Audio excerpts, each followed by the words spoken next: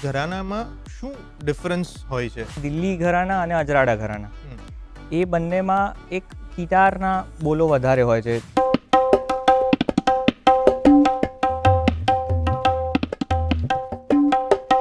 As a tabla player પોતાનું તમે career જોઈ શકો છો? બિલકુલ બધું જ થઈ શકે.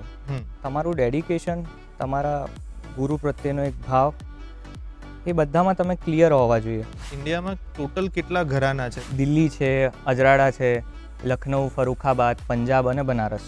ખુલ્લો બાજ એટલે એ શું?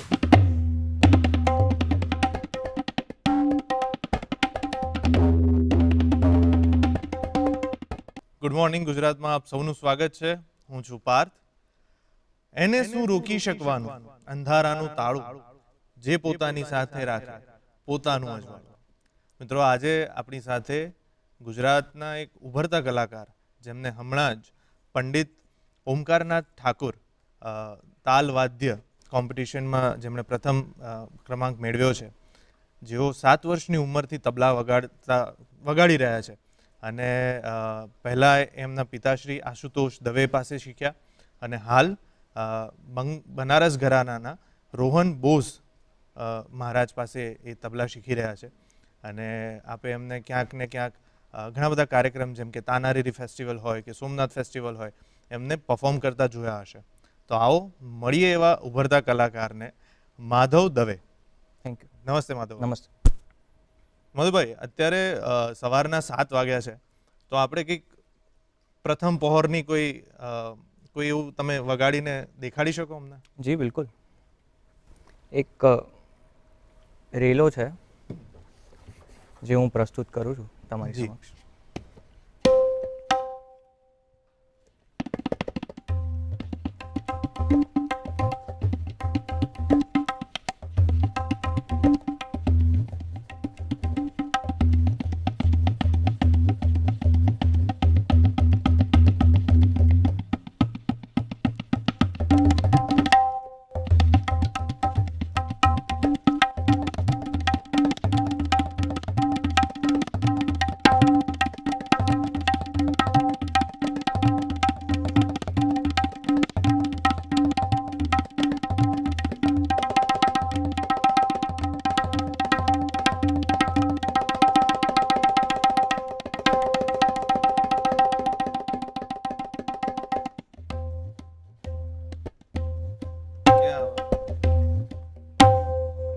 ક્યાં વાત હે. તો દર્શક મિત્રો, તમારા બધાની ઊંઘ ઉઠી જ ગઈ હશે. તો માધવભાઈ, કઈ રીતે તમે તબલા તરફ આટલા બધા આકર્ષાયા એ મારે સમજવું છે. તમારી જર્ની ક્યાંથી સ્ટાર્ટ થઈ? હું 7 વર્ષનો હતો અને હું સૌ પ્રથમ તો મારા ફાધર પાસે શીખ્યો. એમની પાસે મેં શરૂ કર્યું તબલા શીખવાનું અને તેમની પાસે હું છેલ્લા 10 વર્ષ શીખ્યો તબલા. ત્યારબાદ પછી હું મારા ગુરુજી પાસે ગયો, શ્રી રોહન બોઝજી, અને તેમની પાસેથી પછી મેં શરૂ કર્યું ધીરે ધીરે. તો એટલે બાળપણથી જ હું સમજી શકું છું કે તમારા ફાધર વગાડતા હતા એટલે તમને નેચરલી જ એ તબલા પ્રત્યે આકર્ષણ આવ્યું. પણ મારે એ સમજવું છે કે આજે યંગસ્ટર્સ એટલા બધા ડિસ્ટ્રેક્ટ થઈ ગયા છે, એ સોશિયલ મીડિયા હોય કે આખો દિવસ રીલ્સ જોઈને એ બધું, આ બધાની વચ્ચે તમે કઈ રીતે આટલું બધું તબલા તરફ આકર્ષાયા? કારણ કે એક હોય બાળપણમાં કે ચલો મને વગાડતા આવડે છે, બટ પછી અત્યારે તમે ઉપાસના પરફોર્મિંગ આર્ટમાંથી બેચલર્સ કમ્પ્લીટ કર્યું, એ પણ તબલાના વિશારદ સાથે. સો એ જે કન્ટિન્યુટી છે આખી વાતને, અથવા તો એ વિષય સાથે ગૂંથાઈ રહેવાની વાત છે, એ શું પરિબળ છે કે જે તમને જકડી રાખે છે? એટલે નાનપણથી એક નક્કી જ હતું કે સંગીતમાં જ આગળ વધીશ. અને ઘરમાં પણ એ માહોલ હતો. જી. પપ્પાના હું ક્લાસ પર આખો દિવસ એકદમ સવારથી બહાર રમતો હોઉં, પછી પણ એ ક્લાસમાં જઈને બેસું, ઘરે નહોતો જતો, રમીને પછી ક્લાસમાં બેસતો હતો પપ્પાની સાથે. એટલે એવી રીતે પછી ઘરે પણ એ જ સંગીતનો માહોલ હોય. ક્યારેક કોઈ મૂવી ચાલતું હોય તો એમાં કોઈ સોંગ હોય તો એ કયા રાગ પર છે, શું છે, આ તે. એટલે આ રીતે આખો દિવસ મૂળ સંગીતમાં જ રહેવાનું. એટલે એમાં પછી જોડાતો ગયો. હા. તો સ્કૂલિંગ દરમિયાન તમે સ્કૂલમાં તબલા વગાડતા હતા, એવા કોઈ ઇન્સિડન્સીસ યાદ છે કે લોકો એમ તમને કે આ બધું શું યાર એના કરતાં ભણવામાં ધ્યાન આપ, અથવા તો કંઈક બિઝનેસનું વિચાર. આપણે ગુજરાતી પ્રજા છીએ, કલા તો બધું ચાલ્યા રાખે, તો શોખનો વિષય છે. સો આવો કોઈ ઇન્સિડન્સ બન્યો છે ક્યારે? ઘણા લોકો કહેતા હોય, પણ હવે એક સંગીતથી, મારા તબલાથી મને પ્રેમ છે, હવે એ છૂટવાનું છે નહીં. જી. એટલે એ તો આખી જિંદગી ચાલ્યા જ કરશે. ચાલ્યા જ કરશે. માધવભાઈ, એવું કંઈક અત્યારે ઓડિયન્સ માટે આપણે વગાડીએ કે જેમાં તમે બનારસ ઘરાનાની અમુક વસ્તુઓ પ્રસ્તુત કરવા માંગતા હો. પ્લીઝ. જી, એક બનારસની એક ઉઠાન છે તે હું પ્રસ્તુત કરીશ. બનારસમાં આમ તો ખુલ્લા બાજનો પ્રયોગ થતો હોય છે. અને ખુલ્લો બાજ એટલે એ શું? એ ટેકનિકલી થોડું સમજાવતા જશો. જી. ખુલ્લો બાજ એટલે કે જેમ કે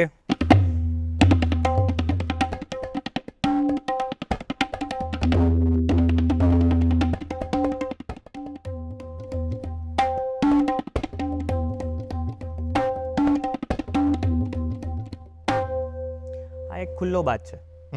હવે સ્મૂથનેસથી બી વાગે છે, એક મીઠાશથી. ઓકે. જેમ કે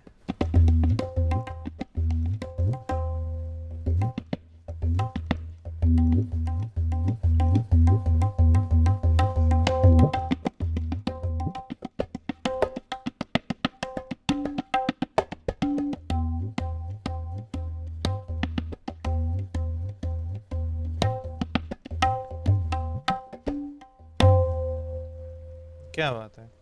તો જે બનારસ ઘરાના છે, તો મારે એ સમજવું છે કે આપણે ત્યાં ઇન્ડિયામાં ટોટલ કેટલા ઘરાના છે? જેમ કે દિલ્હી ઘરાનું છે, પંજાબ છે, એવી રીતે બનારસ છે. તો એના સિવાય બીજા કેટલા ઘરાના છે? દિલ્હી છે, અજરાડા છે, લખનઉ, ફરુખાબાદ, પંજાબ અને બનારસ. ઓકે. અને દરેક ઘરાનામાં શું ડિફરન્સ હોય છે એ સમજાવો. જેમ કે દિલ્હી ઘરાના અને અજરાડા ઘરાના, એ બંનેમાં એક કિટારના બોલો વધારે હોય છે. જેમ કે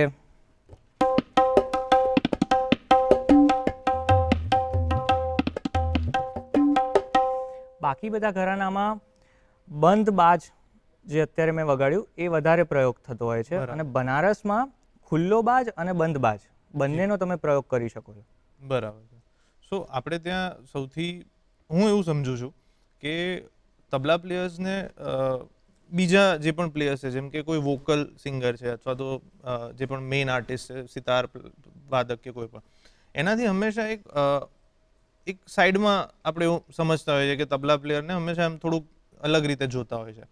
તો આપણે ત્યાં પંડિત જસરાજ મહારાજ જે થઈ ગયા, મતલબ હમણાં જ એમનું દેહાંત થયો છે, બટ એમણે જે તબલા વાદકને એક ઓળખ આપી દુનિયાભરમાં, અને સામાન્ય લોકો સુધી એમણે તબલાને પહોંચાડ્યા, એવું આપણે કહી શકીએ.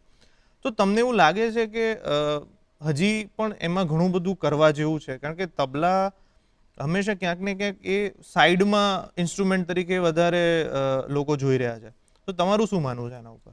તબલા સાઈડ ઇન્સ્ટ્રુમેન્ટ જ છે, પણ પંડિત કિશન મહારાજજી, મારા બડે ગુરુજીના ગુરુજી, તે એવું કહેતા કે તબલા એ ભલે સાઈડ ઇન્સ્ટ્રુમેન્ટ છે, પણ એક મેઇન કલાકાર માટે એક જમીન ઊભી કરે છે, કે જે જમીન ઉપર એ મેઇન આર્ટિસ્ટ છે જે ચાલી શકે.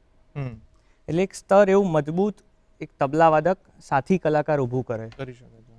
બરાબર છે. સો તમે પણ આમાં, જેમ ઝાકીર હુસૈન સાહેબે બહુ બધા અલગ અલગ વેરિએશન્સ ને એવું બધું આપ્યું, સો તમે કંઈ એવું પોતાની રીતે ડેવલપ કરી રહ્યા છો અત્યારે? એવું કંઈ હોય તો અમને સંભળાવો. ના, એટલે આમાં અત્યારે તો હું જે ગુરુજીએ મને કહ્યું છે હું એ જ ફોલો કરું છું. બાકી કંઈ એવું નવું કંઈ છે નહીં. એ ધીરે ધીરે સૂચતું જાય, ધીરે ધીરે ગુરુજી કહે છે, હું વિચારું છું કંઈક અલગ. એ ગુરુજી બી મને કહેતા હોય છે કે તું કંઈક તારું કંઈક વિચાર, આ મારું છે પણ એમાં હવે તું તારું કંઈક વિચાર. બરાબર. તો એક આર્ટિસ્ટ પરિપૂર્ણ એક નવું કંઈક આપણે આપી શકીએ આખી કલાને. મારે એ બીજું એક સમજવું છે, ઓડિયન્સ મિત્રોને કહેવું છે, આ જે તબલા હોય છે, તો તબલામાં જે ટેકનિકલ વસ્તુઓ છે, જેમ કે તબલાની ઉપર જે રાઉન્ડ બ્લેક કલરનું રાઉન્ડ દેખાય છે, એને આપણે શાહી કહેવાય છે. પછી જે વ્હાઇટ પટ્ટો છે એની આસપાસનો, એને મેદાન કહેવાય. તો એના વિશે થોડું માહિતી આપો ને. આ સ્યાહી છે, આ મેદાન છે, આ કિનાર છે, પછી આ ગજરો છે. ઓકે. બરાબર, આ બંને ગજરા જ છે. પછી આ વાદળ છે, એ અને આ. પછી આ ગટ્ટા છે, બરાબર. કે જેનાથી તમે તબલું ટ્યુન કરી શકો, હમ. કે જેથી ધારો કે આ તબલું સી સ્કેલમાં છે, જી. તો જે સી શાર્પમાં જશે, કાળી એકમાં જશે, કાં તો સફેદ એકમાં જશે, સીમાં જશે. બરાબર. આ તમે જે બોલ્યા કાળીને, એ પણ એક એનું એક શું હોય છે એ વસ્તુ, એ સમજાવી દો ને. એક સૂર છે. બરાબર. વેસ્ટર્નમાં એને સી કહે છે, સફેદ એકને સી કહેવાય, જી. અને એ આપણા મ્યુઝિકમાં એને સફેદ એક કહેવાય છે. બરાબર. બરાબર. ઓકે. સો એમાં અલગ અલગ સૂર પ્રમાણે એનું સેટિંગ તમે કરી એને શકો. ટ્યુન કરવાનું હોય છે. સમજી ગયો. સો આ તબલામાં કોઈ અલગ અલગ ટાઈપના તબલા આવે કે ના લગભગ બધા સેમ હોય? અત્યારે તો એવા નીકળ્યા છે. આ અચ્છા. તો તબલા બેઝિકલી ચામડામાંથી જ બને. હમ. બરાબર. એને રિફાઇન કરીને પછી અહીંયા પડી તરીકે એને લગાવવામાં આવે, જી. કે જેથી તમે વગાડો તો ક્યારે તમારા હાથ પર એવું કોઈ ઇન્ફેક્શન વગેરે ના થાય. ના થાય. બાકી હવે સિન્થેટિક તબલા પણ અમુક નીકળ્યા છે, બધું નવું નવું જી. એવું છે. Right right. પછી મારે હવે અત્યારે સમજવું છે, ગુજરાતમાં આટલી બધી આપણી વેપારી પ્રજા છે અને સતત કોમર્સ વિશે વિચારે છે, તો આ બધી વસ્તુની વચ્ચે તમને શું લાગે છે કે તમારે એઝ અ તબલા પ્લેયર પોતાનું તમે કરિયર જોઈ શકો છો, એના ઉપર ઘર નભી શકે કે નહીં? આના ઉપર પ્રકાશ પાડો, બિકોઝ તમે બહુ જ યંગ છો અને તમે શું વિચારો છો એ સમજવું છે. બિલકુલ બધું જ થઈ શકે. હમ. તમારું ડેડિકેશન, તમારા ગુરુ પ્રત્યેનો એક ભાવ, એ બધામાં તમે ક્લિયર હોવા જોઈએ પહેલાં તો. અને તમારા તબલા સાથે તમે એકદમ સેટ હોવા જોઈએ કે બસ મને કરવું છે. એક ડેડિકેશન હોવું. હા, ડેડિકેશન હોવું જોઈએ એક. અને એક જૂનું હોવું જોઈએ કે મારે આ જ કરવું છે, બસ આ જ કરવું. આના સિવાય મને કંઈ આપશો તો આવડશે પણ નહીં એવું. અને બીજી વાત એ છે કે ગુજરાતમાં સંગીત બી બહુ ઓછું છે. હા. આઉટ ઓફ સ્ટેટ કરતાં ગુજરાતમાં સંગીત ઓછું છે, કે જ્યારે હું મારા આઉટ ઓફ સ્ટેટના બધા ગુરુ ભાઈઓને મળું ત્યારે આપણને ખબર પડે કે ના, હજી ગુજરાતમાં સંગીત એટલું બધું નથી. અને એનું કારણ શું તમને લાગે છે? પહેલેથી જ નથી કે મતલબ વચ્ચે એક આખો દોર આવી ગયો કે જ્યાં આપણે અલગ ફંટાઈ ગયા? ના, એવું નથી. શરૂઆતથી એક જ જેવું છે, સેમ જ છે. જી. અને બીજું કે ગુજરાતી પ્રજાનું માઇન્ડસેટ થોડુંક અલગ હોય છે બહાર કરતાં. બહારના લોકો કંઈક અલગ વિચારતા હોય છે. સમજી ગયો. પણ તોય છેલ્લા ઘણા, તમે એવું સમજો કે આટલા વર્ષોમાં જે રીતે ગવર્મેન્ટ પણ અલગ અલગ ફેસ્ટિવલ્સ કરી રહી છે, જેમ કે તાનારીરી છે, કે સોમનાથ ફેસ્ટિવલ થઈ રહ્યો છે, અથવા તો પછી આપણે ત્યાં અમદાવાદમાં પણ સપ્તક ને બધી કાર્યક્રમો વર્ષોથી ચાલતા આવ્યા છે. તો આ બધા કાર્યક્રમોના કારણે તમને એવું નથી લાગતું કે ગુજરાતી પ્રજા ફરીથી આકર્ષાણી છે, અથવા તો છે એક ડેવલપમેન્ટ દેખાઈ રહ્યું છે? એ બધા ફેસ્ટિવલ્સ થાય છે એટલે જ આટલું ટકી રહ્યું છે, કે બહારના આર્ટિસ્ટો આવે છે, અહીંયા પ્લે કરે છે, અહીંના લોકો એમને સાંભળે છે, એ લોકો રહે છે અહીંયા આટલા બધા દિવસ, તો એના કારણે જ આ મ્યુઝિક અહીંયા ટકી રહ્યું છે. રાઈટ. પણ તમને ઉદાહરણ તરીકે આજે કોઈ એવું આપવામાં આવે કર્તવ્ય કે જે પણ કહો કે યાર આવું આપણે ગુજરાતમાં અને ફેલાવો કરવો છે, બાળકો સુધી પહોંચાડવી છે વાત, અને બાળકો ઇનિશિએટ કરે, સ્કિલ નવા શીખે, કારણ કે જેટલું સ્કિલ ઉપર આપણે ધ્યાન આપીશું એટલા જ આગળ વધીશું. તો તબલા છે, સિતાર છે, બીજા જે પણ વાદ્યો છે, તમને એવું લાગે છે કે તમને એવું કંઈ આપવામાં આવે તો તમે શું વિચારો છો, એને કઈ રીતે એક્ઝિક્યુટ કરી શકાય? સૌ પ્રથમ તો એ બાળકોને શરૂઆતથી જ ક્લાસિકલ સાંભળવાની ટેવ પાડવી જોઈએ, જે બહાર ચાલી રહ્યું છે આઉટ ઓફ સ્ટેટમાં. કે ત્યાં કેવું છે કે હું ત્યાં કલકત્તામાં ગુરુજીના ત્યાં ગયેલો, અને ત્યાં હોટલમાં હું જ્યાં રોકાયેલો, ત્યાં હોટલવાળા નીચે ઉસ્તાદ ઝાકિર હુસૈનજીના તબલા સાંભળે. ત્યાં તમે જરીક આમ આગળ જશો તો મોડ પર પણ આમ શહેનાઈ વાગતી હોય કે કોઈનું સિતાર વાગતું હોય. ત્યાંના લોકો એટલા ટેવાયેલા છે નાનપણથી જ, કે એ અહીંયા શરૂ કરાવવું જોઈએ, કે જેનાથી એક જાગૃતતા શાસ્ત્રીય સંગીત માટે. મને માધવ તમારા ગુરુજી વિશે જાણવું છે. સો એ શું છે, અને બંગાળ રહે છે આઈ ગેસ, તો એમના વિશે થોડું જણાવો. ગુરુજી માટે બોલવા માટે તો હું કંઈ છું જ નહીં. ગુરુજી નું નામ છે શ્રી રોહન બોસજી, અને તેઓ પોતે તેમના અંકલ પંડિત કુમાર બોસજી, જેઓ પોતે પંડિત કિશન મહારાજજીના શાગીર્દ છે, તેમની પાસે શીખ્યા, અને તેમના સગા અંકલ જ છે. હમ. અને ગુરુજીના દાદા પણ તબલા પ્લેયર હતા, આચાર્ય વિશ્વનાથ બોસજી. ઓકે. તેઓ પણ ખૂબ અદ્ભુત તબલા પ્લેયર હતા. એ ત્યાંથી જ એમની જર્ની શરૂ થઈ. એમના તો ઘરમાં જ હતું ગુરુજીના તો મ્યુઝિક. રાઈટ. સો એમની કોઈ એવી ખાસ શીખ કે એવું કંઈ કે જે તમે લોકો સાથે શેર કરવા માંગો છો? શીખ તો કંઈ નથી. ગુરુ સાથે તો ગુરુ કંઈ બોલે નહીં અને એમની સાથે ખાલી દિવસ કે 1 કલાક, દિવસ પણ નહીં, 1 કલાક બી પસાર કરીએ તો બહુ જ શીખવા મળે, ખાલી એમને ઓબ્ઝર્વ કરીને. શું ગુરુ શિષ્ય પરંપરા ઉપર થોડો પ્રકાશ પાડો. આપણે ત્યાં હવે મને તો એટલું ખ્યાલ છે કે આપણે ત્યાં કોઈ એમ કે ને તબલા ક્લાસીસમાં જાય છે એટલે એમ તરત માઇન્ડમાં હશે કે કોઈક હશે જે ફી લઈને તબલા શીખવતું હશે. પણ ગુરુ શિષ્ય પરંપરા આખી અલગ વસ્તુ છે. અને અત્યારે જે કરંટ સિનારીઓમાં આપણે જોઈએ તો લગભગ અમદાવાદ કે ગુજરાતમાં આ વસ્તુ એટલું ચલણમાં નથી. તો મને એના ઉપર તમે સમજાવો કે ગુરુ શિષ્ય પરંપરા શું છે, ગુરુને આપણે કઈ રીતે સિલેક્ટ કરીએ છીએ, અથવા તો કોઈ ગુરુજી આપણને શિષ્ય તરીકે કઈ રીતે સિલેક્ટ કરે છે, આના ઉપર થોડું વિસ્તારથી મને જણાવો. એમાં એવું હોય છે કે પહેલાંના જમાનામાં તો એવું હતું હતું કે ગુરુના ઘરે રહે શિષ્ય, ત્યાં બધું કરે, એમની સાથે એકદમ જીવન જીવે, શરૂઆતથી એકદમ સવારથી સાંજ સુધીનું એમની દિનચર્યા ફોલો કરે, કે જે એમના ગુરુ શું કરે છે, એમનું કેવું જીવન છે. રાઈટ. અને તબલા વાદકને પોતાની સેહત પર બી ધ્યાન બહુ રાખવું પડતું હોય છે. અચ્છા, એવું કેમ? કારણ કે આમાં શું હોય છે કે બેસવાનું વધારે થાય છે, એટલે પગ પર પણ લોડ પડે છે. એટલે જ્યારે ઉંમર વધે છે તમારી ત્યારે હાથ તો ચાલે છે રિયાઝના કારણે. જો તમે રિયાઝ કર્યો હોય 7-8, 8-8 કલાક તો હાથ તો ચાલે, પણ પગ બહુ નબળા થઈ જાય છે. ઓકે. એટલે એની બી વ્યવસ્થિત એક્સરસાઇઝ જરૂરી છે. અને ગુરુ શિષ્ય પરંપરા તો ત્યાં શિષ્ય રહે છે ગુરુના ત્યાં, અને ગુરુ જે શીખવે છે. હવે આવી રીતે એક વર્કશોપ કરી હતી શ્રી શુભ મહારાજજીએ, જે મેં વર્કશોપ અટેન્ડ કરી હતી. એમનો હેતુ એવો હતો કે 5-6 દિવસ છોકરાઓ આવે, એમના એક આશ્રમમાં દહેરાદૂનમાં વર્કશોપ કરેલી, અને ત્યાં આવીને છોકરાઓ શીખે. બરાબર. એકદમ એ બી એકદમ ફ્રી, સવારથી લઈને સાંજ સુધી. તો અમે ત્યાં અમારી દિનચર્યા એવી હોતી હતી જેવી તમે પૂછ્યું ને ગુરુકુલમાં હોય એવી. જેમ કે સવારે અમે લોકો 8-9 વાગે ઉઠતા હતા, અને પછી ફ્રેશ થઈને 10 વાગે બેસતા હતા, 10 થી 2, એકદમ કોઈ સ્ટોપ નહીં. ગુરુજી તો એવું કહેતા હતા કે પાવડર બી તમે ના લેશો મહારાજજી, અને પાણી પીવાનો કેવો બ્રેક હોય, બાકી કંઈ નહીં, 10 થી 2. બરાબર. પછી લંચ વંચ એ પતાવીને થોડો આરામ કરીને 7 વાગ્યાથી ફરી, બરાબર. પછી 7 થી 11. બરાબર. સો આટલું બધું તમારા રિયાઝ ચાલતા. હા. બટ તમે કઈ રીતે ગુરુને પસંદગી કરો, મારે એ સમજવું છે.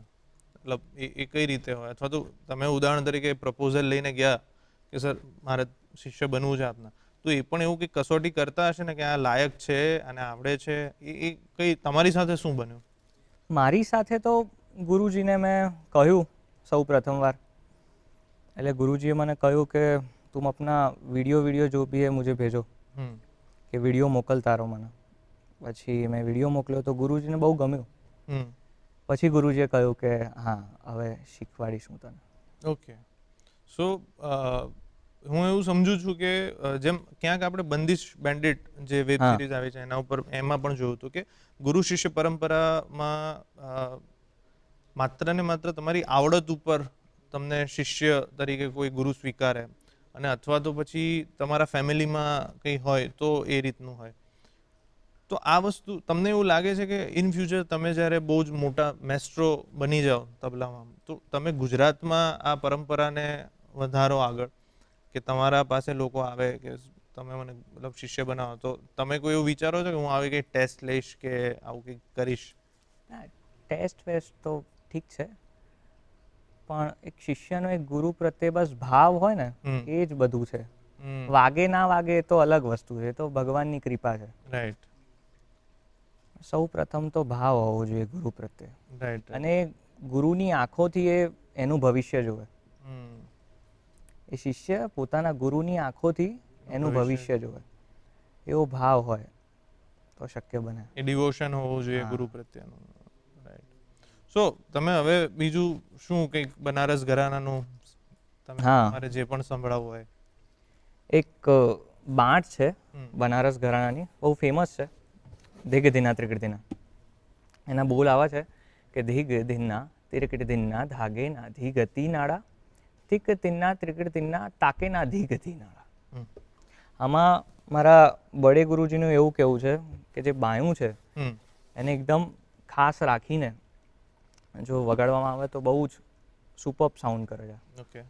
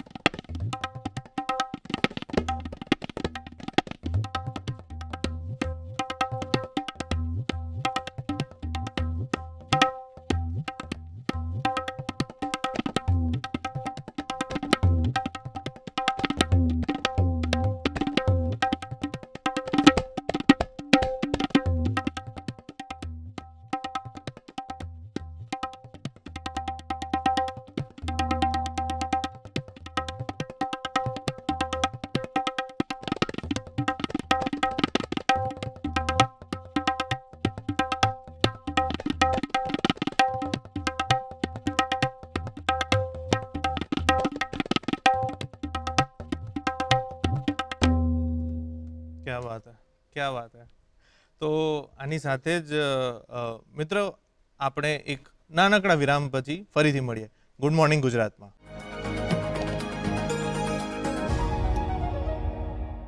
તો મિત્રો ફરીથી આપનું સૌનું સ્વાગત છે ગુડ મોર્નિંગ ગુજરાતમાં. આપણી સાથે છે માધવ દવે, જે ખૂબ ઉભરતા કલાકાર છે અને પોતે તબલા વાદક છે.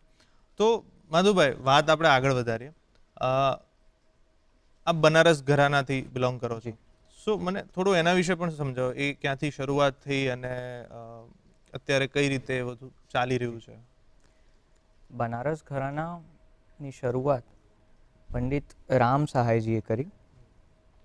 તેઓ પોતે બનારસના જ હતા અને બનારસમાં એ પહેલાં પણ તબલા વાગતા હતા, પણ ત્યારે કોઈ ઘરાના નહોતો. બરાબર. રામ સહાયજી તેઓ પોતે લખનઉ ગયા બનારસથી અને લખનઉમાં તેઓ તેમના ઉસ્તાદ મોદુ ખાન પાસે શીખ્યા. તેઓ પોતે લખનઉ ઘરાનાના હતા, મોદુ ખાનજી.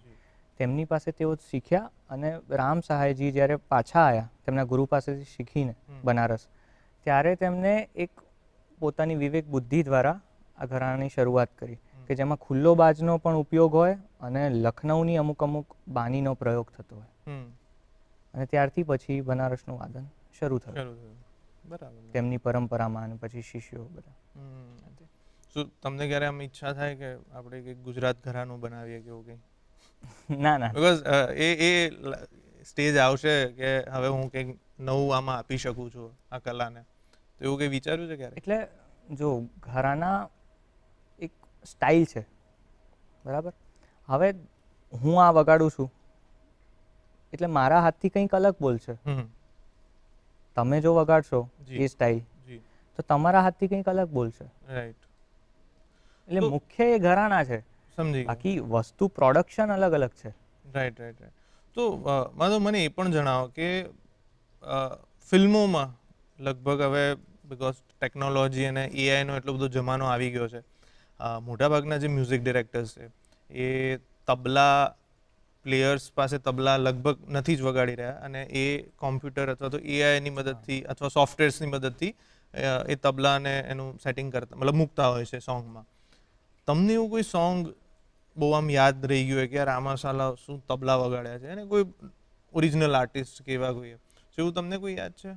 હા, એક છે નાચત મન મોરા ધીગધા ધીગી ધીગી. એ સંભળાવો ને. તેમાં એક આ પીસ છે, જેમ કે આ પીસ મને બહુ જ એટ્રેક્ટ કરે છે. અચ્છા, એ તમે જે હા. વગાડ્યું અને ફિલ્મમાં ગીતમાં એમણે હા. લીધું છે. Right right. પછી મને એવું યાદ છે કે જેમ કે તાલ ફિલ્મ છે, તો તાલ ફિલ્મમાં ઘણા બધા એવા સોંગ છે કે જ્યાં એકચ્યુઅલ તબલા એ લોકોએ ત્યારે યુઝ કર્યા હતા. AR રહેમાન એના હા. મ્યુઝિક ડિરેક્ટર છે. એના પછી રિસન્ટ હમણાં જો આપણે કોઈ કહીએ તો સૌથી સારું ઉદાહરણ છે બંદિશ બેન્ડેટ, જેમાં એ લોકો એકચ્યુઅલ જે પણ આર્ટિસ્ટ છે એમની પાસે કમ્પોઝ કરાવી રહ્યા છે. તમને ફિલ્મ કઈ ગમે છે હમણાં રિસન્ટલી કોઈ જોયેલી એવી કોઈ ફિલ્મ તમને? કારણ કે તબલા ઉપરથી વાત સાચી, બટ હજી આપણે યંગસ્ટર્સ છીએ એટલે તમે કઈ ફિલ્મ જોઈ હતી છેલ્લે? અને એમાં પણ જો હું એવું કહું કે તમને સ્પેસિફિકલી આવો કોઈ પીસ અથવા તો આવું મ્યુઝિકની કોઈ એવી ફિલ્મ જે તમને બહુ ગમી હોય? એક બ્લેક એન્ડ વ્હાઇટ મૂવી છે, એ મેં ખાસા સમય પહેલાં જોઈ હતી. તાનસેન ઉપર જ છે બનાવેલી. જી જી જી. એ મને બહુ પ્રિય છે. તેમાં તાનસેન અને તેમના ગુરુભાઈ બૈજુ બાવરા, બીજું બાવરા, યસ. એમની સ્ટોરી છે. રાઈટ એ બહુ સરસ છે મૂવી. રાઈટ. એટલે એ આઈ ગેસ એ બેજુ બાવરા જ ફિલ્મનું નામ છે, જો હું હા, ખોટો નથી હા. તો, અને એમના ઉપરની આખી હા, હા, હા. વાત છે. રાઈટ. હમણાં જ સંજય લીલા ભણસાલીની એક અદ્ભુત વેબ સિરીઝ આવી ગઈ, એમાં પણ બહુ જ સારી રીતે શાસ્ત્રીય સંગીતનો યુઝ કરેલો છે. તો એ આપે જોયું છે? એ તમે હા. એ જે વેબ સિરીઝ છે, નામ હું ભૂલી ગયો છું, બટ એમાં પણ જે ગજ સમથિંગ કંઈક છે, તો એમાં પણ તબલાનો બહુ જ સારો ઉપયોગ કરેલો છે. તો એ તમે આમ યાદ કરી શકો કે એવું કંઈક સંભળાવી શકો અમને? એક ડાન્સ સાથે એક અલગ પ્લે કરવાની હોય, જી. પ્લે કરવાનું જે એક અલગ પદ્ધતિ હોય ડાન્સની સાથે, હા. કે ડાન્સને અનુરૂપ તમે વગાડો, કે જેમ કે જુગલબંધી જેવું કંઈક કરતા હોય છે, તો એ વસ્તુ અલગ તો છે. મને એક સમજાવો ને, જેમ કે કોઈ તબલું જે છે એ કોઈ નૃત્ય કરી રહ્યું છે ત્યારે પણ તમે વગાડી શકો, કોઈ વોકલ કરી રહ્યું છે ત્યારે પણ વગાડી શકો, તો એ બધામાં થોડા ડિફરન્સ, હા. વેરિએશન થોડા કરીને દેખાડી શકો? જી જી જી, બિલકુલ. વોકલ સાથે જ્યારે અમે વગાડતા હોઈએ તો વોકલ સાથે એક રોમેન્ટિઝમ વાળો ઠેકો જોઈએ, એક વીર રસ વાળો ઠેકો ના જોઈએ. કારણ કે એને બી ગાવાનું છે, એના એક શબ્દ છે, એનો ભાવ છે, એટલે એની વસ્તુ એની જોડે વીર રસ વાળો ઠેકો આમ મેચ ના કરે. એટલે એની માટે અમે આવો ઠેકો વગાડીએ.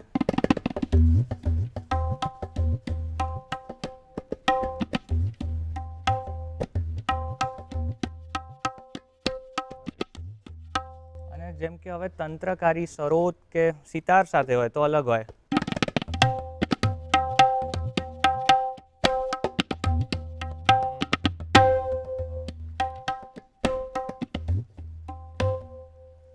અને એકલ વાદન તો છે જ અલગ. એમાં તો તમારી મરજીથી તમે કંઈ પણ વગાડી શકો. Right right right. અને નૃત્યમાં એવું હોય કે એમના જે કમ્પોઝિશન્સ હોય બધા, બંદિશ કે એમની જે પણ હોય, એ અમારે કરીને એમની સાથે લાઈવ વગાડવાની હોય. તો એ તમે કરો છો? મતલબ ક્યારે ગયેલા છો? હા, એ હું કરું છું. એમાં કંઈક પીસ તમને યાદ હોય તો એકાદો વગાડી શકો તો? એનો કોઈ, હા, એક તોડો છે, એ ગુરુજીએ જ કમ્પોઝ કર્યો છે, બડે ગુરુજીએ.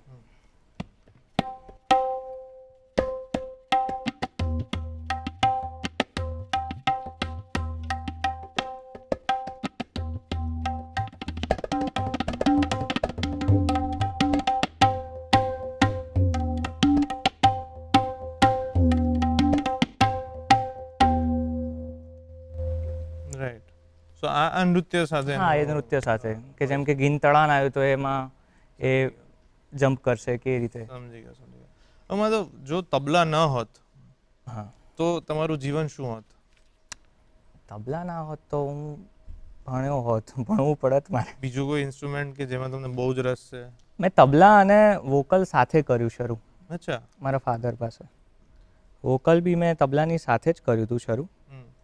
જોકે ઘરે એવી ઈચ્છા હતી કે વોકલ કરે, પણ પછી તબલા જ નાનપણથી વધારે મને. તો વોકલમાં કંઈક સંભળાવવાની ઈચ્છા હોય તો અમે તો રાહ જ જોઈએ છે કે કંઈક નવું આવે, તો તમે કંઈક સંભળાવી શકતા હો તો કોઈ પણ તમને જે પણ તરન્નુમમાં ઈચ્છા પડે. એક યશુદાસજીનું એક સોંગ છે, મધુબન ખુશ્બુ દેતા હૈ. જી. તો એ હું જરીક એક બે કડી. मधुबन खुशबू देता है सागर सावन होता है मधुबन खुशबू देता है. વાહ, હલો, અવાજ યાર અદ્ભુત છે તમારો, પણ હવે તબલાએ જીત મેળવી લીધી છે એવું આપણે કહીએ તમારા જીવનમાં. તો આના સિવાય તબલા સિવાય બીજા તમારા ફ્રી ટાઈમમાં આપ શું કરતા હો છો?